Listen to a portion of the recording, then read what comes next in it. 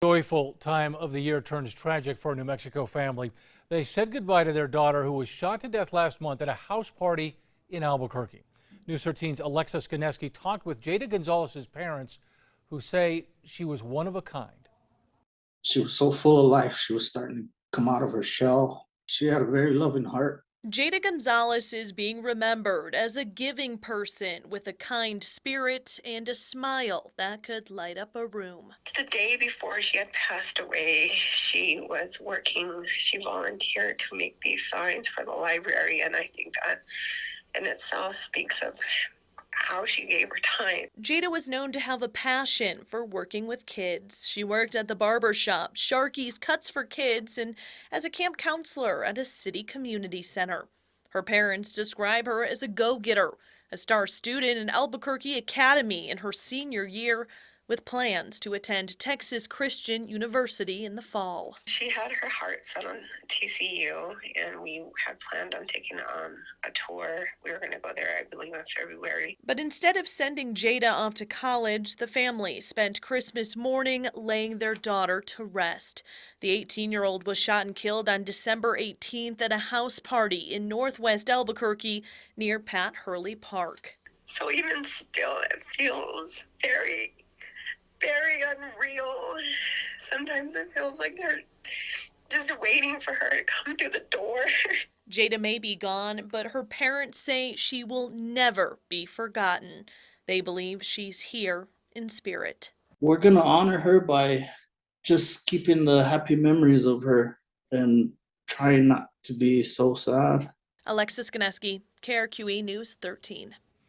A GoFundMe has raised more than $20,000 for the family. They say they are incredibly grateful for all of the support. Police said they have no updates on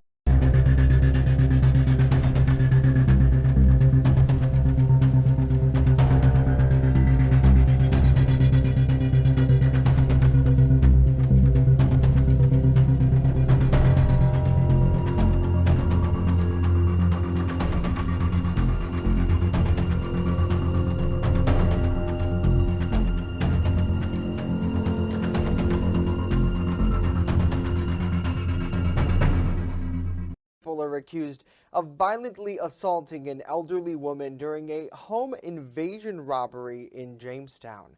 On Monday, 47-year-old William Buckley, 34-year-old Joshua Ryan, and 29-year-old Josine Talley were accused of breaking into a residence, tying up a 73-year-old woman to a chair, and then at gunpoint assaulting her, all while allegedly stealing property from her home. Talley and Ryan were taken into custody midday Tuesday, with the police department SWAT team arresting Buckley at a Forest Avenue address. The three face several charges, including robbery, burglary, and assault. This home invasion, police tell us, was targeted, a horrifying act of violence against an elderly victim who, although injured, is expected to make a full recovery.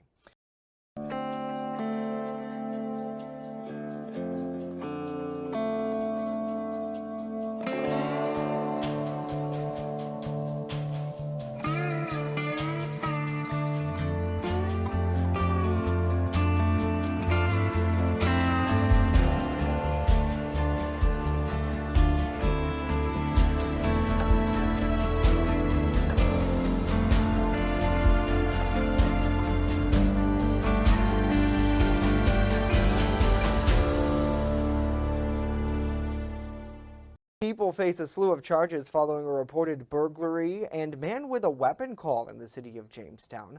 Officers with Jamestown Police and deputies with the Chautauqua County Sheriff's Office and troopers with New York State Police all responded to an East Side address on New Year's Eve for a person with a weapon. After setting up a perimeter around that residence, 32-year-old Wayne Schneider Jr. and 24-year-old Jordan Thayer, along with 23-year-old Diamond Carlson, were arrested. Snyder faces several charges and is accused of breaking into the house using a weapon to allegedly menace the residents inside. He is currently being held at Chautauqua County Jail for burglary, menacing, and criminal possession of a weapon. Meanwhile, Thayer and Carlson are also being held in county lockup in connection with arrest warrants.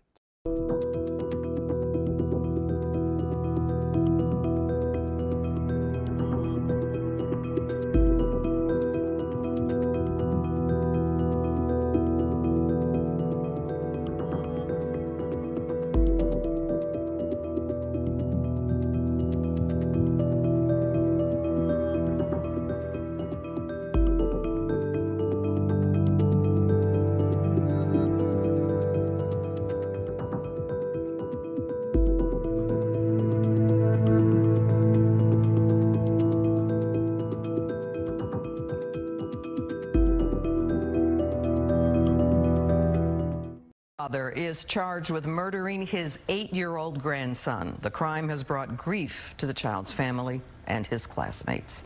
I'm Clarice Tinsley. First at 5:30, the Tarrant County Medical Examiner identified the 8-year-old victim. Brennan McDonald was fatally stabbed on New Year's Day. His elementary school is helping students cope with their loss. Fox 4's Lori Brown is live with the story. Lori.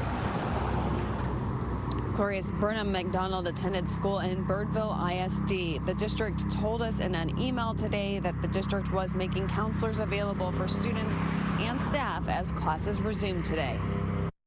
These are photos of 8-year-old Brennan Shea McDonald from a GoFundMe page set up to help his mother with funeral expenses. The organizer wrote, Brennan was smart, enthusiastic, always smiling with the biggest heart.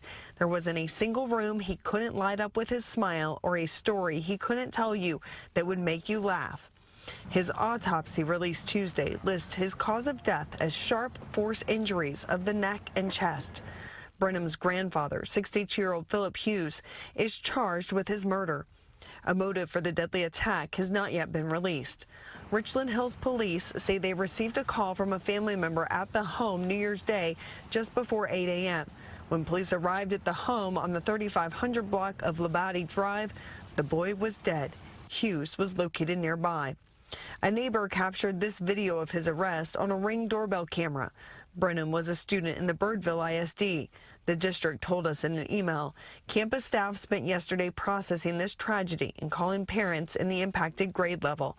We will have additional counselors on campus today when students return. Linda Hubbard, Brennan's great-grandmother, told us Monday the boy and his parents were living with Hughes. She said it was supposed to be a temporary situation. He was just a beautiful little boy who didn't deserve this at all. A spokesperson with Child Protective Services told us that they are investigating the 8-year-old's death, but they did not have any previous cases with the family. Richland Hills police are continuing their investigation and are asking anyone with information to call them. Clarice.